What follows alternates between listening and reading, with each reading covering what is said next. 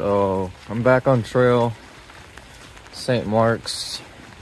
A little bit of a late start. I was trying to wait out some of the heavier rain.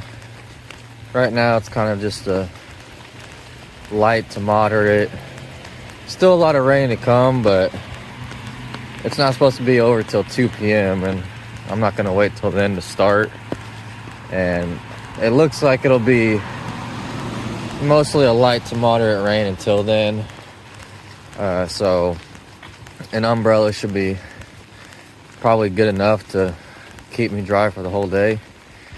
Luckily I was able to slack pack all day yesterday to my friend's house.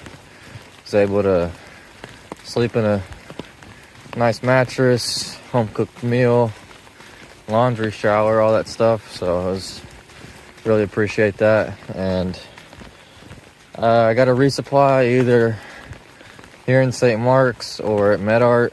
Haven't decided yet. If I do it in MedArt, it's a little bit off trail, kind of like a Blue Blaze alternate. Haven't decided if I'm going to do that or not, but I'm going to resupply from Bradwell Bay. What I've heard, most people are not actually doing the trail in Bradwell Bay. It's up to your waist in mud. And with the all-day rain that we're getting today and the rain we got a couple days ago, it's probably even worse. So we'll see about that when I get there. But yeah, it's not too cold, just a little chilly, but not much wind. So I think today will be fine. And plan is kind of just to get to MedArt, either camp somewhere near there, stay in town. If it gets really bad and I'm drenched and soaking wet and freezing cold, my friend will pick me up and I can stay at his house again. So we'll just see how the rest of the day goes.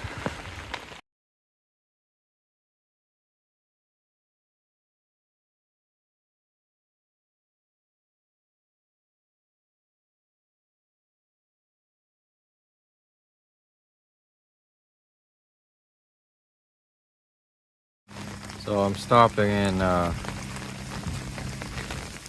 St. Mark's. Just gives me the most flexibility for later, and can also sit out a little bit more of the rain while I resupply. This is kind of my resupply I think I'm honing in on for not cooking with a stove. I do about some combination of these Belvitas and Fig bars, 3 of those a day. A whole box of this. It's like 1,000 calories of Ritz, or like one of those Ziploc bags full. A sleeve of Ritz. One of these giant honey buns that has 700 calories. And then one of these is like the dinner. And these are the big ones that have 500 calories. So I think a whole day's worth is about 3,000 calories worth of food. So I'm still trying to figure out exactly what I like to eat on the no cooking diet, but this is kind of what's worked for me so far.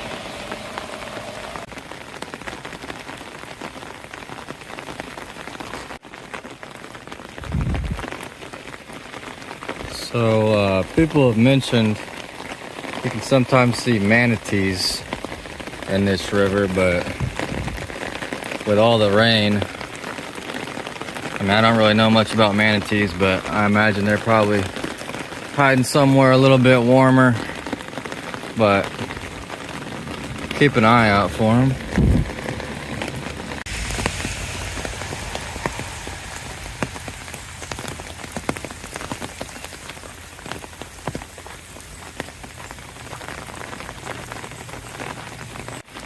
So the official trail in this section is closed due to logging. So I had to do a little bit of an extra road walk. And then this is the road that connects back to the trail off of 98. I'm not exactly sure, maybe a mile or so. And then yeah, you just stay on the trail, and then there's another little reroute before you get to Medart where it's closed again for logging. So a lot of people are just walking that bike path all the way to Medart. I considered it, but you know, like, my personal view of it is, if the trail is open and it's not dangerous, or like severely unmaintained or something like that, then I want to go ahead and hike it, even if it's going to be slightly miserable. So with all this rain, people that went through it the last couple days said it was soggy. With all this rain, I imagine it's probably going to be maybe ankle deep water in a lot of places, but to me, that's just part of the experience, to kind of embrace the suck. So that's what I'm gonna do. So I haven't decided about Bradwell Bay yet. If it's literally mud up to your waist, to me that's kind of unhikeable. So I'm waiting to hear back from a few people in front of me if it's something doable or not. But yeah, for now I'm headed down this dirt road to get to the trail. Obviously it's still raining, but I mean, I'd say it's a pretty moderate rain, but like I said, it's not much wind. So, you know, my rain jacket and rain pants are still mostly dry. I mean, down by my ankles is wet, but it's kind of expected. So it's not too bad. It's not really that cold anymore. So the main thing is I want to stay dry, because it's supposed to get down to below freezing tonight. So I don't want to be going to bed with wet pants or shirt, either from rain or sweat, because I'm not going to have the chance to dry it out in the sun.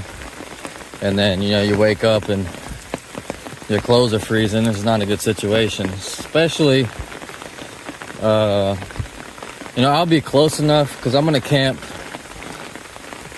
You know, as long as I don't go back to my friend's house, I'm going to camp pretty close to the Medart. So worst case scenario, I could just go into town in the morning if I needed to get a room or something. But, you know, I don't want to be in the middle of Bradwell Bay trying to figure out how to deal with hypothermia, because you're out in the middle of nowhere. So, but I think after today, it's supposed to be a little bit chillier than normal, but the weather's supposed to be clear and maybe sunny or overcast, but no more rain for a few days.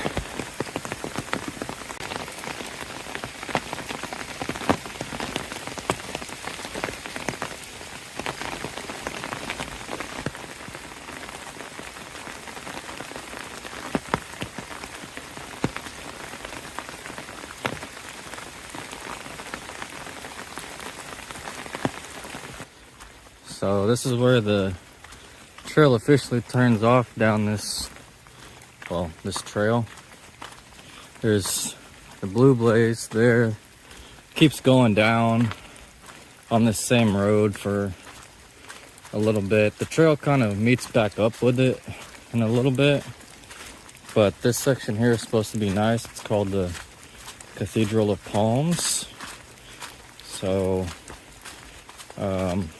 it is going to be wet like this, but my feet are already wet, so I'm not too worried about it. And if you go down the road, I think it cuts off some miles, well, maybe a mile or something like that. But like I said, this is the official trail, and it is open, so I'm gonna go ahead and hike through it and see what's the Cathedral of Palms is like. Well, my friend recommended it, said it was pretty cool, so we'll see.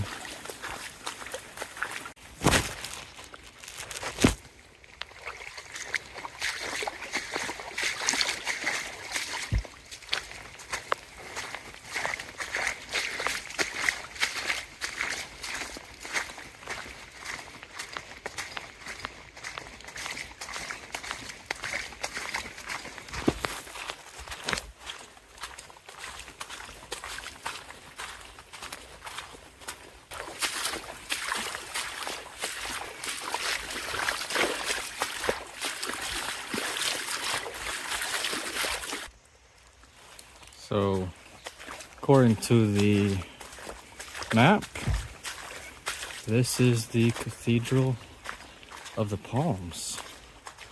And it's definitely a very sudden change and very cool. It's hard to... The light feels a lot different. It's like brighter and greener. It's just like, yeah, it's nothing but palms. It's definitely worth the side trip, I would say. Even though it is a little slow and sloppy in the water, it's really cool.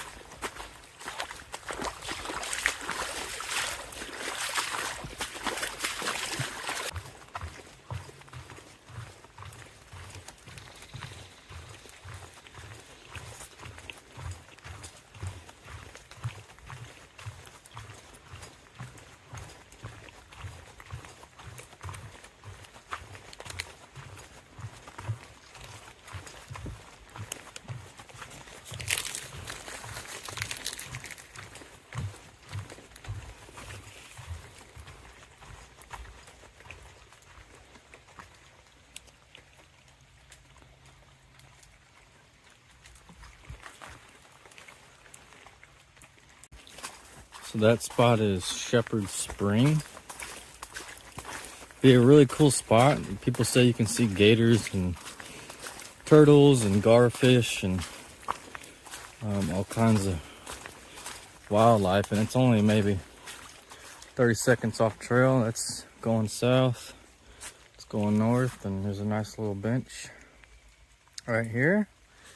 Take a little sit break, but I think with the rain, probably has a lot of the wildlife taking cover underwater in their holes or wherever they live at. So didn't see anything there, but we got about a mile and a half to reconnect to that road that I was on earlier. Looks like the rain is definitely done for today as well. Kind of stopped right around noon, and my feet are definitely wet, you know, kind of from the calves down, mostly just from sloshing through all this water, not necessarily from the rain, but as long as I can get to a dry stretch of trail, I think everything should dry out for the most part by the end of the day. And yeah, it's still, you know, mildly chilly. It's not, you know, blazing hot like it normally is. So I think a little bit of a cold front came in with the rain. And like I said, tomorrow's supposed to be probably one of the coldest days on trail, where it actually gets below zero. So, but just take it one day at a time. Oh, that one's kind of deep. So we'll call it Field Campsite. Has a picnic table. It's pretty big for as many tents as ever is gonna be on this Florida trail. It's probably over half a dozen you can get in there. And it's kind of, I mean, there's some wet trail right before it, but I don't think that one would ever get flooded out. It's kind of, as you can see up here, on higher land, so it'll stay dry even in the middle of an all-day rainstorm. So almost back to where that road meets the Blue Blaze, the trail meets that Blue Blaze road, and just kind of walking through all this logging.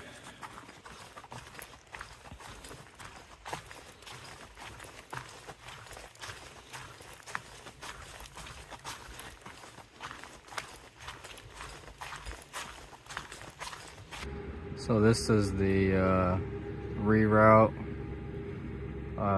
This one appears not to be from logging, but bridge that's out. So as you can see, up there is where it says. So I think the reroute looks slightly shorter. I think it is, but it's kind of irrelevant because you gotta take it. So onto the road.